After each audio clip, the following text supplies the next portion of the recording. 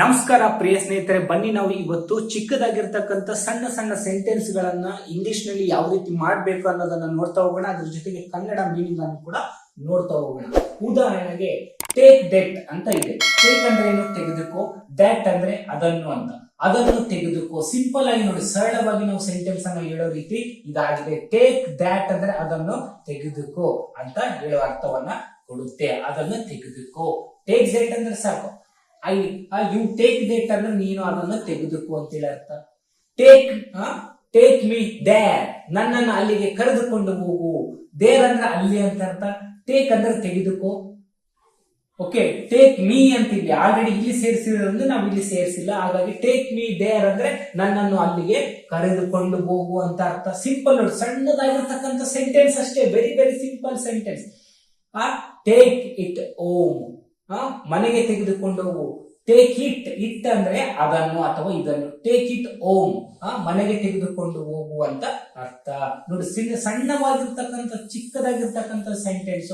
Okay, take rest, ವಿಶ್ರಾಂತಿ ತೆಗೆದುಕೋ. You ಅಂತ ಸೇರಿಸಿದ್ರೆ ಯು ಟೇಕ್ ರೆಸ್ಟ್ ಅಂತ. ಐ ಟೇಕ್ ರೆಸ್ಟ್ ಅಂದ್ರೆ ನಾನು ತೆಗೆದುಕೊಳ್ಳುತ್ತೇನೆ. ಐ ಟೇಕ್ ರೆಸ್ಟ್ ಅಂದ್ರೆ ನಾನು ವಿಶ್ರಾಂತಿ ಪಡೆದುಕೊಳ್ಳುತ್ತೇನೆ. ಯು ಟೇಕ್ ರೆಸ್ಟ್ ಅಂದ್ರೆ ನೀನು ವಿಶ್ರಾಂತಿ ಪಡೆದುಕೋ.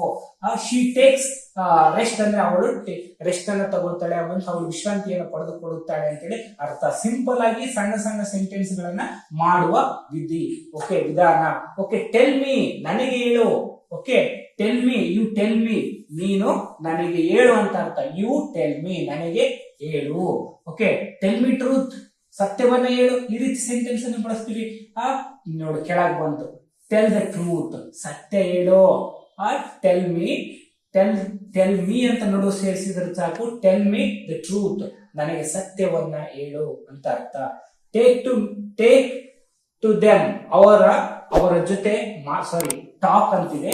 ಟಾಕ್ ಟು ದೆಮ್, ಅವರ ಜೊತೆ ಮಾತಾಡು. ಟಾಕ್ ಅಂದ್ರೇನು? ಮಾತನಾಡು. ಟಾಕ್ ಟು ದೆಮ್ ಅಂದ್ರೆ ಅವರ ಜೊತೆ ಮಾತನಾಡು ಅಂತ ಅರ್ಥ. ಟಾಕ್ ಟು ದೆಮ್, ಅವರ ಜೊತೆ ಮಾತನಾಡು. ನೋಡಿ, ಚಿಕ್ಕದಾಗಿರ್ತಕ್ಕಂಥ ಸೆಂಟೆನ್ಸ್ ಅಷ್ಟೇ, ನಾವು ದಿನನಿತ್ಯ ಈ ರೀತಿ ಬಳಸ್ತಾ ಹೋಗ್ತೀವಿ. ಟ್ರೈ ಅಗೇನ್, ಮತ್ತೆ ಬಳಸು. ಪ್ರಯತ್ನಿಸು. ಟ್ರೈ ಅಗೇನ್, ಮತ್ತೆ ಪ್ರಯತ್ನಿಸು. ಓಕೆ, ಉದಾಹರಣೆಗೆ ಟೀಚರ್ಸ್, ನಮಗೆ ಕಲಿಸು ಅಥವಾ ಬೋಧಿಸು. Teach us. Okay, sir teachers, sir ನಮಗೆ ಬೋಧಿಸ್ರಿ ಅಂತ ಹೇಳಿದಂಗೆ. ಸಾರ್ ನಮಗೆ ಬೋಧಿಸಿ. ಸಾರ್ ಟೀಚರ್ಸ್, ನಮಗೆ ಬೋಧಿಸಿ ಅಂತೇಳಿ ಅರ್ಥವನ್ನ ಕೊಡುತ್ತೆ. ಟ್ರಿಮ್ ಯುವರ್ ನೈಲ್ಸ್, ನಿಮ್ಮ ಉಗುರುಗಳನ್ನು ಸರಿಯಾಗಿ ಕತ್ತರಿಸು. ನಾವು ಕನ್ನಡದಲ್ಲಿ ಹೇಳ್ತೀವಿ ಉಗುರು ಕಟ್ ಮಾಡ್ಕೊ, ಅದನ್ನ ಟ್ರಿಮ್ ಅಂತ ಕರಿತೀವಿ. ಟ್ರಿಮ್ ಯುವರ್ ನೈಲ್ಸ್ ಅಂದ್ರೆ ಈ ಉಗುರುಗಳಿಗೆ ನೈಲ್ಸ್, ನಿನ್ನ ಉಗುರನ್ನ ಕತ್ತರಿಸು. ಯುವರ್ ಅಂತಂದ್ರೆ ನಿಮ್ಮ ಅಥವಾ ನಿನ್ನ ಅಂತ ಅರ್ಥವನ್ನ ಕೊಡುತ್ತೆ. ಗಿವ್ ಮಿ, ನನಗೆ ಕೊಡು. ಗಿವ್ ಮಿ ಅಂತಂದ್ರೆ ನನಗೆ ಕೊಡು ಅಂತೇಳಿ ಅರ್ಥವನ್ನ ಕೊಡುತ್ತೆ. ನೋಡಿ, ಚಿಕ್ಕ ಸೆಂಟೆನ್ಸ್, ಚಿಕ್ಕದಾಗಿರ್ತಕ್ಕಂಥ ಅದ್ರ ಜೊತೆ ಕನ್ನಡ ಮೀನಿಂಗ್ ಅನ್ನು ಕೂಡ ನಾವು ನೋಡ್ತಾ ಇದ್ದೀವಿ. ಗೋ ದೇರ್, ಅಲ್ಲಿಗೆ ಹೋಗು. ಗೋ ದೇರ್ ಅಂತಂದ್ರೆ ಅಲ್ಲಿಗೆ ಹೋಗು ಅಂತ ಅರ್ಥ. ನೋಡಿ, ಗೋ ದೇರ್ ನಾವು ಆಡು ಭಾಷೆಯನ್ನು ಬಳಸ್ತೀವಿ. ಜಲ್ದಿ ಅಲ್ಲಿಗೆ ಹೋಗು ಅಂತೀವಲ್ಲ, ಗೋ ದೇರ್. ಗಿವ್ ಮಿ, ನನಗೆ ಕೊಡು. ಗೋ ಹೋಮ್, ಮನೆಗೆ ಹೋಗು. ಗೆಟ್ ರೆಡಿ, ತಯಾರಾಗು.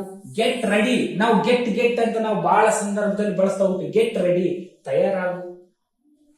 Get on the bus, bus ಹತ್ತು. Get on the bus. Get up ಅಂತ ಅಂತೀವಲ್ಲ, ಗೆಟ್ ಆನ್ ದಿ ಬಸ್ ಅಂದ್ರೆ ಬಸ್ ಅನ್ನ ಹತ್ತು ಅಂತ. ಗೆಟ್ ಆಫ್ ದಿ ಬಸ್, ಬಸ್ಸಿಂದ ಇಳಿ. ಗೆಟ್ ಆಫ್ ದಿ ಬಸ್ ಅಂದ್ರೆ ಬಸ್ಸಿಂದ ಇಳಿ ಅಂತ ಅರ್ಥ. ಆನ್ ಅಂದ್ರೆ ಹತ್ತೋದು, ಆಫ್ ಅಂದ್ರೆ ಇಳಿಯೋದು. ಗೆಟ್ ಆನ್ ಅಂದ್ರೆ ಮೇಲೆ ಹತ್ತೋದು, ಗೆಟ್ ಆಫ್ ಅಂದ್ರೆ ಕೆಳಗೆ ಇಳಿಯೋದು. ಬ್ರಿಂಗ್ ದಟ್, ಅದನ್ನು ತೆಗೆದುಕೊಂಡು ಬಾ. ಬ್ರಿಂಗ್ ದಟ್, ಅದನ್ನು ತೆಗೆದುಕೊಂಡು ಬಾ ಅಂತ ಹೇಳಿರ್ತಾರೆ. ಬ್ರಿಂಗ್ ದ್ಯಾಟ್ ಅಂದ್ರೆ ಅದನ್ನು ತೆಗೆದುಕೊಂಡು ಬಾ. ಬ್ರಿಂಗ್ ಹಿಮ್ ದ್ಯಾರ್, ಅವನನ್ನು ಕರೆದು ಅಂದ್ರೆ ಕರೆದುಕೊಂಡು ಬಾ ಅಂತ ಹೇಳಿ ಅರ್ಥ. ಇದನ್ನ ಅಂತಾದ್ರೂ ಹೇಳ್ಬೋದು ಅಥವಾ ಅವನು ಕರೆದುಕೊಂಡು ಬಾ ಅಂತಾದ್ರೂ ಹೇಳ್ಬೋದು. ಅವನು ಕರೆದುಕೊಂಡು ಬಾ. ಓಕೆ, ಅವನನ್ನು ಕರೆದುಕೊಂಡು ಬಾ. ಕಾಲ್ ಹಿಮ್ ಅಂದ್ರೆ ಅವನನ್ನು ಅಂತ ಅರ್ಥ. ಅವನನ್ನು ಅನ್ನೋದಕ್ಕೆ ಇಂಗ್ಲಿಷ್ ನಲ್ಲಿ ಹಿಮ್ ಅಂತ ಕರಿತೀವಿ. ಬೈ ವೆಜಿಟೇಬಲ್ಸ್, ತರಕಾರಿ ಕೊಂಡುಕೋ. ಬೈ ವೆಜಿಟೇಬಲ್ಸ್, ತರಕಾರಿ ಕೊಂಡುಕೋ. ಯು ಅಂತ ಹಚ್ಚಿದ್ರೆ ನೀನು ತರಕಾರಿ ಕೊಂಡುಕೋ ಅಂತೇಳಿ ಅರ್ಥ. ಐ ಬೈ ವೆಜಿಟೇಬಲ್ಸ್ ಅಂದ್ರೆ ನಾನು ತರಕಾರಿಯನ್ನು ಕೊಂಡುಕೊಳ್ಳುತ್ತೇನೆ. ಇಲ್ಲಿ ನೀವು ಮುಂದೆ ಸಬ್ಜೆಕ್ಟ್ ಅನ್ನ ಆಸ್ ಪರ್ ಸ್ವಲ್ಪ ಚೇಂಜ್ ಮಾಡ್ಕೊಂತ ಹೋಗ್ಬೋದು. ಓಕೆ, ಡೂ ಯುವರ್ ವರ್ಕ್, ನಿಮ್ಮ ಕೆಲಸವನ್ನ ಮಾಡಿ. ಓಕೆ, ಯು ಡೂ, ನೀನು ಅಂತ ಹೇಳ್ಬೋದು. ಯು ಡೂ ಯುವರ್ ವರ್ಕ್, ನಿನ್ನ ಕೆಲಸವನ್ನ ಮಾಡಿ. ಡೂ ವಾಟ್ ಐ ಸೇಡ್, ನಾನೇನ್ ಹೇಳಿದ ಅದನ್ನೇ ಮಾಡು. ಡೂ ವಾಟ್ ಐ ಸೇಡ್, ನಾನು ಹೇಳಿದಂತೆ ಮಾಡು ಅಂತ ಹೇಳರ್ಥ. Okay, do as you wish. Do as you wish.